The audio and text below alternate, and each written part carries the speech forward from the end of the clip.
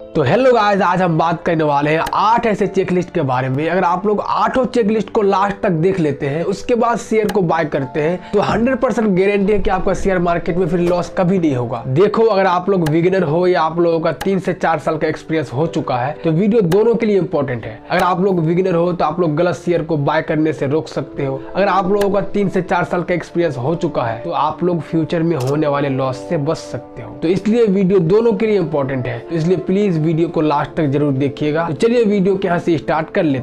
सबसे पहला और इम्पोर्टेंट चेकलिस्ट है सेल्स एंड प्रॉफिट। देखो, अगर आप लोगों का खाना पीना बंद हो जाए तो क्या आप लोगों का शरीर विकसित होगा? नहीं। वैसे ही अगर कंपनी का सेल्स एंड प्रॉफिट ना हो तो कंपनी का भी ग्रोथ नहीं हो सकता। चलिए आप लोगों को 2 ऐसे कंपनी दिखाते हैं जिसमें से एक का लगातार सेल्स एंड प्रॉफिट बढ़ा है और एक का लगातार सेल्स एंड प्रॉफिट घटा है। तो इन दोनों का शेयर प्राइस में क्या इम्पैक्ट हुआ? सबसे पहले आप लोगों को स्क्रीनर को ओपन कर लेना है।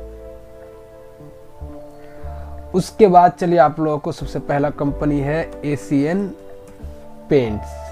यहाँ पे आप लोग देख सकते हैं। उसके बाद आप लोगों को सबसे पहले यहाँ पे आना है प्रॉफिट एंड लॉस में, यहाँ पे आप लोगों को क्लिक कर देना। उसके बाद आप लोग देख सकते हैं यहाँ पे कि सेल्स यहाँ पे 2012 में कितना था, 9,231 करोड़।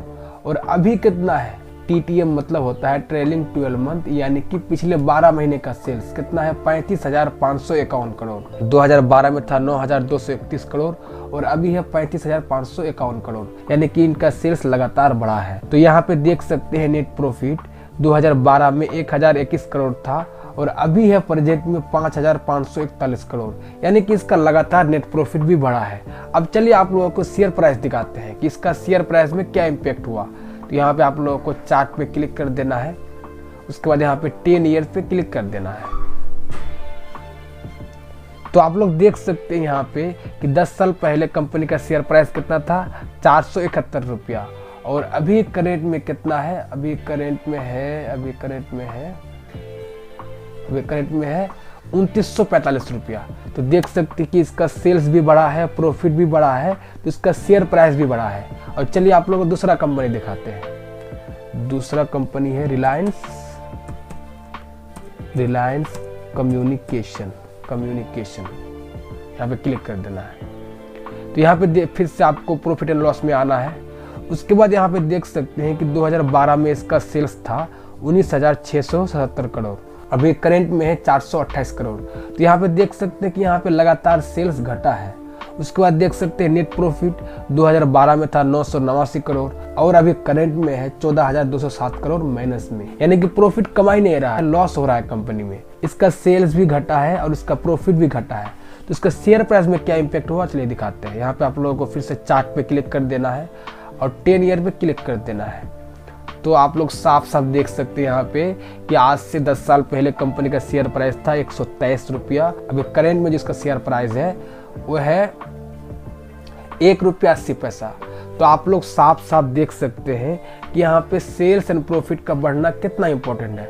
अगर सेल्स एंड प्रॉफिट नहीं बढ़ेगा तो कंपनी का शेयर प्राइस भी नहीं बढ़ सकता। देखो, कंपनी कितना भी सेल्स कर ले और कितना भी प्रॉफिट कमा, बट अगर पैसा ही नहीं आ रहा है तो दिक्कत है। आप सबको पता है कि इंडियन मार्केट में 2 ही तरीके से सामान सेल किया जाता है, पहला नगद और दूसरा उधार। अगर नगद में है तो कोई दिक्कत नहीं है, बट अगर उधार में सामान सेल किए हैं और पैसा नहीं आया है तो दिक्कत है। तो इसलिए पैसा आया है कि नहीं आया है पता करने के लिए आपको दूसरा चेकलिस्ट को देखना होगा। दूसरा चेकलिस्ट है कैश फ्लो स्टेटमेंट। इसमें आपको सब कुछ पता चल जाएगा। तो चलिए आपको प्रैक्टिकल दिखाते हैं। यहाँ पे एक कंपनी सर्च करते हैं, अशोक लेलैंड। क्लिक कर देना है। पैसा आया कि नहीं आया पता करने के लिए आपको यहाँ पे प्रॉफिट एंड लॉस में जाना है और देखना है कि इस साल का नेट प्रॉफिट कितना है। इस साल का नेट प्रॉफिट है 2,308 करोड़। इतना प्रॉफिट कमाया है तो इतना पैसा आना भी चाहिए। वो चेक करने के लिए आपको यहाँ पे कैश फ्लो में क्लिक कर देना है। यहाँ पे कैश फ्लो में जैसे क्लिक कीजिएगा, यहाँ पे देख सकते हैं कैश फ्रॉम ऑपरेटिंग एक्टिविटी। यहाँ पे देख सकते हैं मार्च 2023 में 4,499 करोड़ का पैसा नहीं आया है। जो प्रॉफिट कमाया वो छोड़ो, उससे ज्यादा पैसा नहीं आया। पिछले साल का कुछ बाकी था उसका भी नहीं आया और इस साल जो प्रॉफिट कमाया उसका भी पैसा नहीं आया। ऐसा कंपनी में अगर आप इन्वेस्ट करते हैं जिसमें सेल्स भी होता है, प्रॉफिट भी होता है, लेकिन पैसा ही नहीं आ रहा है तो बहुत बड़ी दिक्कत है। आपको एक दूसरा कंपनी दिखाते हैं तब आपको समझ में आएगा। Asian paints. चलिए यहाँ पे क्लिक करते हैं और यहाँ पे आप देख सकते हैं, फिर से आपको प्रॉफिट एंड लॉस में जाना है। यहाँ पे देख सकते हैं कि इस बार कंपनी कितना का प्रॉफिट कमाया है, 5,541 करोड़। इतना पैसा आया कि नहीं आया चेक करने के लिए आपको कैश फ्लो में जाना है। कैश फ्लो में क्लिक करते हैं, उसका देख सकते हैं कि लमसम इतना पैसा आया है 4,193 करोड़। जितना का नेट प्रॉफिट हुआ है उतना लमसम आ चुका है। थोड़ा बहुत ऊपर नीचे हो सकता है लेकिन उतना पैसा आना चाहिए। तो यहाँ पे देख सकते हैं कि इतना पैसा आया है। देखो अगर कंपनी सेल्स भी कर रहा है, प्रॉफिट भी कमा रहा है और पैसा भी आ रहा है, बट कंपनी के ऊपर कर्जा बहुत ज्यादा है, तो कंपनी कभी भी ग्रो नहीं कर सकता, क्योंकि बहुत सारे कंपनी कर्जा के कारण डूब चुकी है। इसलिए कंपनी के ऊपर कितना कर्जा है जानने के लिए आपको तीसरा चेकलिस्ट देखना होगा। तीसरा चेकलिस्ट है डेट, यानी कि कर्जा। तो चलिए कर्जा चेक करने के लिए आपको चलिए कोई कंपनी सर्च करते हैं, एशियन पेंट को ही सर्च करते हैं, फिर से एशियन पेंट बस। उसके बाद यहाँ पे आपको देखना है कि कंपनी के ऊपर कर्जा कितना है, क्योंकि कंपनी के ऊपर कर्जा होगा तो फिर कंपनी आगे नहीं बढ़ सकती। तो उसके लिए आपको कुछ नहीं करना है। यहाँ पे देख सकते हैं, यहाँ पे आपको सर्च करना है डेट, बस आ गया, उसको क्लिक कर देना है। जैसे ही क्लिक कीजिएगा यहाँ पे देख सकते हैं कि कितना कर्जा है कंपनी के ऊपर, 2,327 करोड़। तो कितना कर्जा होना चाहिए कंपनी के ऊपर, कितना कर्जा होना चाहिए? देखो कंपनी के ऊपर कितना कर्जा होना चाहिए ऐसा कोई रूल नहीं है, लेकिन आपको देखना है कि कंपनी प्रॉफिट कितना कमाती है। जितना प्रॉफिट कमाती है उतना अगर कर्जा है तो सही है, उससे कम है तो और बढ़िया है। इसका प्रॉफिट कितना है, इस साल का प्रॉफिट कितना है? इस साल का प्रॉफिट है 5,541 करोड़। और कितना कर्जा है? कर्जा है 2,327 करोड़, यानी कि 6 महीना भी कंपनी कर्जा खत्म कर सकती है। अब आपको दूसरा कंपनी दिखाते हैं, कर्जा किसे कहते हैं आपको आइडिया लग जाएगा। अडानी इंटरप्राइजेस, हाँ इसको क्लिक करते हैं। अब आप देख सकते हैं कि कर्जा किसे कहते हैं। यहाँ पे देख सकते हैं 57,145 करोड़ कर्जा है। और कंपनी प्रॉफिट कितना कमाती है? कंपनी प्रॉफिट कमाती है मात्र 2,531 करोड़। और कर्जा कितना है? कर्जा है 57,145 करोड़।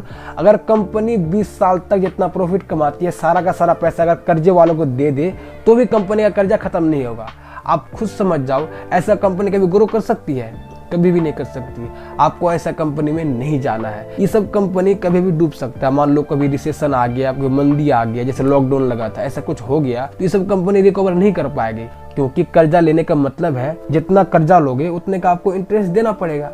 तो इसलिए आपको बहुत ज्यादा अगर कर्जा है तो उस कंपनी में आपको नहीं जाना है। देखो कोई भी कंपनी रिकमेंडेशन नहीं है, सिर्फ आप लोगों को समझाने के लिए बता रहे हैं। चौथा चेकलिस्ट है प्रमोटर होल्डिंग। प्रमोटर क्या होता है? जो कंपनी को स्टार्ट करता है उसे ही प्रमोटर कहते हैं। देखो प्रमोटर का होल्डिंग से ही आपको पता लग जाएगा कि कंपनी को लेकर प्रमोटर कितना इंटरेस्टेड है। देखो अगर प्रमोटर का होल्डिंग बहुत कम है तो आप समझ जाना कि कंपनी का ग्रोथ नहीं हो सकता, क्योंकि कंपनी फ्यूचर में क्या कर सकता है, कितना ग्रोथ हो सकता है, ये तो सिर्फ प्रमोटर को ही पता होता है। अगर फ्यूचर अच्छा होने वाला होगा तो प्रमोटर का होल्डिंग भी इंक्रीज होगा, अगर फ्यूचर खराब होने वाला होगा तो प्रमोटर का होल्डिंग भी डिक्रीज होगा।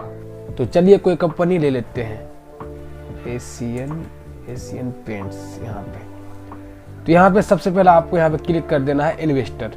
उसके बाद देख सकते हैं यहाँ पे कि दिसंबर 2023 में अभी है 52.63% प्रमोटर होल्डिंग। 50% से ज्यादा अगर प्रमोटर होल्डिंग है तो अच्छा माना जाता है। तो अब चलिए चलते हैं पांचवा चेकलिस्ट की तरफ। पांचवा चेकलिस्ट है प्रमोटर प्लेज, यानी कि गिरवी। देखो प्रमोटर बहुत ही चालाक होता है, आपको दिखा देगा कि मेरे पास 52% का प्रमोटर होल्डिंग है, बट क्या करेगा, 52% होल्डिंग को किसी बैंक के पास गिरवी रख के उससे पैसा ले लेगा। अगर बैंक को फिर से पैसा लौटा सका तो ठीक है, बट अगर बैंक को पैसा नहीं लौटा पाया तो 52% होल्डिंग किसी को भी बेच देगा, क्योंकि बैंक को तो पैसा चाहिए। 52% शेयर होल्डिंग जिसके पास होगा, कंपनी का मालिक भी वही होगा। अगर कंपनी गलत हाथों में चला गया तो कंपनी का क्या हो सकता है आप सबको पता है। इसलिए आप सबको पता होना चाहिए कि प्रमोटर कितना गिरवी रखा है। पता करने के लिए चलिए कोई कंपनी ले लेते हैं। तो यहाँ पे सर्च कर लेते हैं एशियन पेंट्स, उसको क्लिक कर देना है। यहाँ पे सर्च करना है प्लेज परसेंटेज, हम देख सकते हैं आ गया है। उसके बाद आपको यहाँ पे क्लिक कर देना है, आपको साफ साफ दिख जाएगा।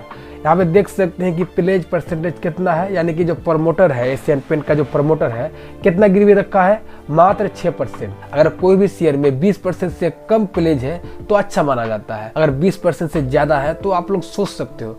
चलिए आप लोगों को दिखाते हैं दूसरा कंपनी की प्लेज किसे कहते हैं, आपको एक आइडिया लग जाएगा। यहाँ पे है वेदांता लिमिटेड, यहाँ पे आपको क्लिक कर देना है। अब यहाँ पे आपको देख सकते हैं कि 100% प्लेज रखा हुआ है। वेदांता लिमिटेड का जो मालिक है उसको जितना भी शेयर है सारा का सारा प्लेज रख चुका है। तो आप समझ सकते हैं ये सब कंपनी में आप अगर पैसा लगाओगे तो आप लोग क्या होगा, उसको तो कोई फर्क ही नहीं पड़ेगा, सारा का सारा पैसा ले चुका है। उससे कंपनी आगे बढ़े या ग्रो करे या ना करे उससे उसको कोई मतलब नहीं है। तो आप लोगों को ऐसे बचना है, क्योंकि प्रमोटर बहुत ही होशियार होता है। आपको दिखाता वहाँ पे तो 52% है, लेकिन यहाँ पे सारा का सारा गिरवी रख देता है और पैसा ले लेता है। तो आपको ऐसे कंपनी से बचना है। आप लोग यहाँ तक वीडियो देख लिए हैं तो इसका मतलब है कि आप लोग शेयर मार्केट को लेकर सीरियस है। देखो, अगर आप लोग छठा और सातवां चेकलिस्ट देखे बिना जा रहे हो तो आप लोग सबसे बड़ी गलती कर रहे हो, क्योंकि छठा और सातवां चेकलिस्ट सबसे इंपॉर्टेंट है। तो प्लीज वीडियो को यहाँ से लास्ट तक जरूर देखिएगा। छठा इंपॉर्टेंट चेकलिस्ट है अबाउट कंपनी। देखो, अगर आप लोग कोई भी कंपनी के शेयर को बाय कर रहे हो और आपको पता ही नहीं है कि कंपनी क्या करती है, क्या बनाती है, कंपनी का फाउंडर कौन है और कंपनी कब से चालू हुआ है, तो आप लोग कंपनी को लॉन्ग टाइम तक होल्ड नहीं कर सकते। इसलिए आप लोगों को कंपनी के बारे में सब कुछ पता होना चाहिए। तो चलिए आप सबको कंपनी के बारे में सब कुछ पता करना सिखाते हैं। सबसे पहले आपको गूगल में सर्च करना है एशियन पेंट विकिपीडिया। यहाँ पे देख सकते हैं मैंने सर्च किया था एशियन पेंट विकिपीडिया। यहाँ पे आपको क्लिक कर देना है। जैसे यहाँ पे क्लिक कीजिएगा सबसे जो पहला वेबसाइट है यहाँ पे आपको क्लिक करना है। उसके बाद आप लोगों को राइट साइड यहाँ पे आना है। यहाँ पे देख सकते हैं कि इंडस्ट्री किसका है, केमिकल का है, फाउंडेड यानी कि कब कंपनी चालू हुआ था, 1 फरवरी 1942 को। 81 साल हो गया कंपनी को चालू होने से। तो यहाँ पे आप देख सकते हो फाउंडर्स कौन कौन है, चंपकलाल चौकसी, चिमनलाल चौकसी, सूर्यकांत दानी, अरविंद वकील इसका फाउंडर्स है। उसके बाद देख सकते कि हेडक्वार्टर्स कहाँ पे है, मुंबई में है। सबसे अगर इम्पोर्टेंट कोई है तो वो है प्रोडक्ट, क्योंकि प्रोडक्ट मतलब क्या होता है, कंपनी क्या बनाती है, यहीं से आपको एक आइडिया लग जाएगा। कंपनी क्या बनाती है आपको अगर पता ही नहीं है तो आप लॉन्ग टाइम तक टिक नहीं सकते हो, पहले आप बाहर निकल जाओगे। तो यहाँ पे देख सकते हैं कंपनी क्या बनाती है, केमिकल बनाती है, डेकोरेटिव पेंट्स बनाती है, इंडस्ट्रियल फिनिशिंग प्रोडक्ट बनाती है। तो आपको सबसे पहले केमिकल्स पे क्लिक कर देना है और देखना कि कंपनी बनाती क्या है। अब यहाँ पे देख सकते हैं केमिकल कंपनी बनाती है। आपको आराम से सब कुछ टाइम देकर सब कुछ पढ़ लेना है। यहाँ पे देख सकते हैं कंपनी के कैसा कैसा केमिकल बनाती है, सब कुछ आप लोग पढ़ सकते हो, कितना कॉस्ट लगता है, कितना कहाँ कहाँ बनाती है, सब कुछ आप लोग यहाँ पे आराम से टाइम देकर पढ़ सकते हो। तो यहाँ पे देख सकते हो। उसके बाद आपको फिर से बैक आना है। उसके बाद दूसरा है डेकोरेटिव पेंट्स, यहाँ पे फिर से क्लिक करना है। उसके बाद फिर देखना है कि कंपनी पेंट में क्या क्या बनाती है। यहाँ पे सब कुछ आप लोग देख सकते हो, यहाँ पे आराम से पढ़ सकते हो। देखो, आपको थोड़ा सा टाइम देना पड़ेगा, बिना सीखे आप कुछ भी नहीं कर सकते, कोई भी फील्ड में आप आगे नहीं बढ़ सकते हो। तो यहाँ पे आप लोग देख लिए। तो यहाँ पे आप लोग देख लिए कि कैसे आप लोगों को सर्च करना है। देखो, कोई भी कंपनी का नाम लिखो, उसके आगे लिख दो विकिपीडिया, आपको सब कुछ आपको पता चल जाएगा। कंपनी क्या बनाती है, क्या करती है, उसका प्रोडक्ट क्या है, तो आप लोग को एक आइडिया लग जाएगा। और सातवां इंपॉर्टेंट चेकलिस्ट है कंपनी मैनेजमेंट। देखो, कंपनी मैनेजमेंट सबसे खतरनाक और सबसे इंपॉर्टेंट चेकलिस्ट है। अगर आप लोग इसे देखे बिना शेयर को बाय कर रहे हो तो आपका भारी नुकसान हो सकता है, क्योंकि कंपनी को कौन चला रहा है आपको पता होना चाहिए। उसका क्वालिफिकेशन क्या है, कहाँ से पढ़ाई की है, इससे पहले कौन सा कंपनी से जुड़ा हुआ था, आपको सब कुछ पता होना चाहिए। तभी आप लोग शेयर मार्केट से मल्टीवेगर रिटर्न कमा सकते हो। तो चलिए आप सबको कंपनी के मैनेजमेंट के बारे में पता करना सिखाते हैं। तो सबसे पहले आपको फिर से गूगल ओपन कर देना है। उसके बाद यहाँ पे सर्च करना है। चलिए दूसरा कंपनी लेते हैं, कैंपस एक्टिव फुटवियर मैनेजमेंट। तो यहाँ पे आपको क्लिक करना है। उसके बाद देख सकते हैं जो फर्स्ट वेबसाइट है आपको यहाँ पे क्लिक कर देना है।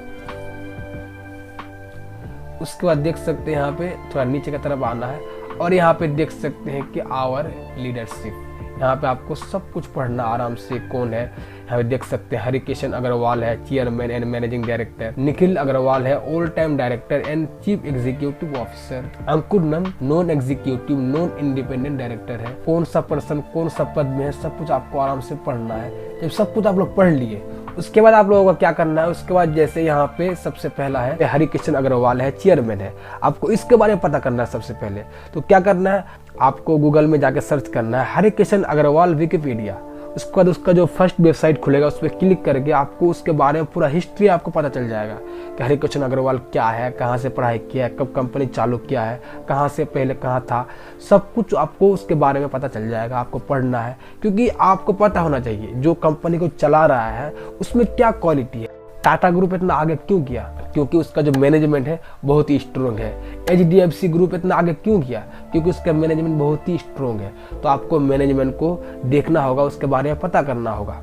जब आप लोग सातों चेकलिस्ट को देख लेते हैं और आप लोगों को लगता है कि सातों चेकलिस्ट सही है, तो आप लोगों को 8वां चेकलिस्ट की तरफ जाना है। और 8वां चेकलिस्ट है लॉन्ग टर्म चार्ट। देखो, लॉन्ग टर्म चार्ट हमेशा नीचे से ऊपर की ओर जाना चाहिए। अगर 8वां चेकलिस्ट सही है तो आप लोगों को उस शेयर को बाय कर लेना है। तो आई होप आप लोग 8वां चेकलिस्ट को समझ गए हैं। चलिए आप लोगों को 8वां चेकलिस्ट को शॉर्ट में रिकॉल कराते हैं। सबसे पहला चेकलिस्ट था सेल्स एंड प्रॉफिट, दूसरा चेकलिस्ट है कैश फ्लो स्टेटमेंट, तीसरा चेकलिस्ट है डेट, चौथा चेकलिस्ट है प्रमोटर होल्डिंग, पांचवा चेकलिस्ट है प्रमोटर प्लेज और छठा चेकलिस्ट है अबाउट कंपनी, सातवां चेकलिस्ट है कंपनी मैनेजमेंट और आठवां चेकलिस्ट है लॉन्ग टर्म चार्ट।